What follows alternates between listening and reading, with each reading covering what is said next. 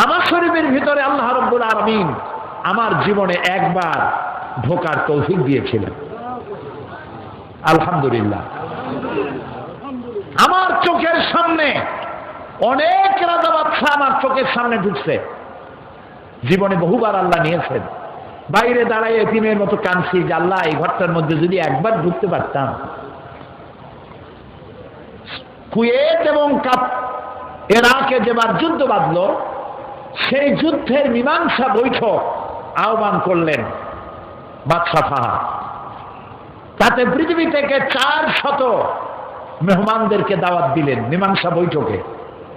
কেমনে কেমনে আমার মতো একটা ভাঙ্গা ছেড়া মানুষও দাওয়াত পাইল।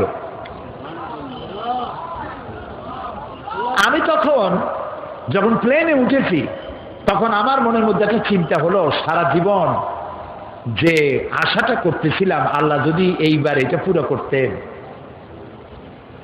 আমাদেরকে হোটেলে নিয়ে জায়গা দেওয়া হলো, এশার নামাজের পর একটা ব্রিফকেস দিল সমস্ত মেহমানদেরকে। ব্রিফকেসের ভিতরে কাবা শরীফের গেলাপ পাইলাম, আতর পাইলাম, জায়নামাজ পাইলাম, আর পেলাম অনুষ্ঠান সূচি। অনুষ্ঠান সূচিতে লেখা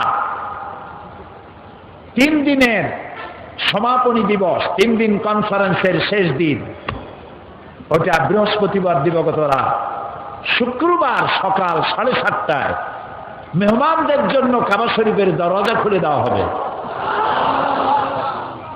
আমি তো পড়িয়া আমার চোখে তখন পানি এসে গেছে।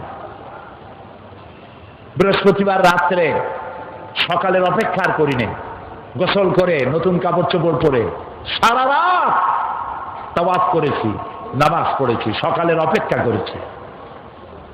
ফজরের নামাজের পরই আর্মি এসে ঘিরে ফেলেছে কাবা শরীফ। যারা ভেতরে তাওয়াফ করতেছিল তারা বেরিয়ে গেল। মাতাফের কিছু জায়গা তারা আটকে ফেললো, বাইরের থেকে তাওয়াফ হবে। কাবা শরীফের পাশটা খালি। প্লেনে ওঠার মতো বিরাট সিঁড়ি এসে হাজির হয়ে গেল। আমি তো সারা রাত থেকে তৈরি, আমার চিন্তা আমি আগে উঠব, কিন্তু পারলাম না।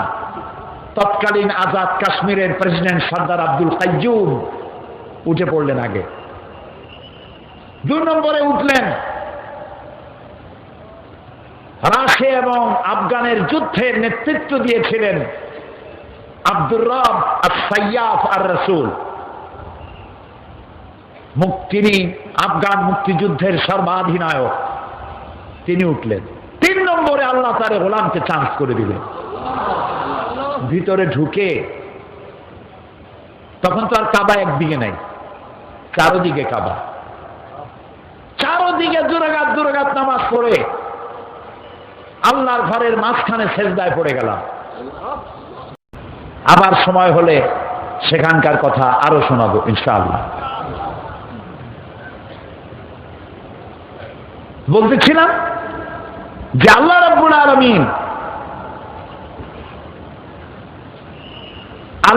আলামিন এই পৃথিবীর মানুষগুলিকে ধনী এবং দরিদ্র 2 ভাগে ভাগ করেছেন। সেই ধনী এবং দরিদ্র 2 ভাগে ভাগ করে 2 শ্রেণী হয়েছে। এই শ্রেণীগুলিকে সমভাবে অর্থনৈতিক বিলিবন্টনের ব্যবস্থাও করেছেন আল্লাহ তাআলা নিজেই। এবং আল্লাহর দেওয়া ব্যবস্থাপনার চাইতে সুন্দর ব্যবস্থাপনা পৃথিবীতে আর হতে পারে না। ইসলাম প্রচারের প্রথম দিনেই আল্লাহ রাব্বুল আলামিন মানুষকে জানাই দিলেন, মানুষের জন্য মানুষ চায়, ক্ষুধার সময় খাবার চায়, আর ভীতির সময় কি চায়? নিরাপত্তা। বলেন কি চায়? আল্লাহ রাব্বুল আলামিন কোরআনে কারীমের মধ্যে বলেছেন, ফালইয়াবুদু রাব্ব হাযাল বাইত আল্লাযী আত'আমাহুম মিন জু'in ওয়া আমানাহুম মিন খাউফ। কাবা শরীফের দরজায় এই সূরাটি লেখা আছে।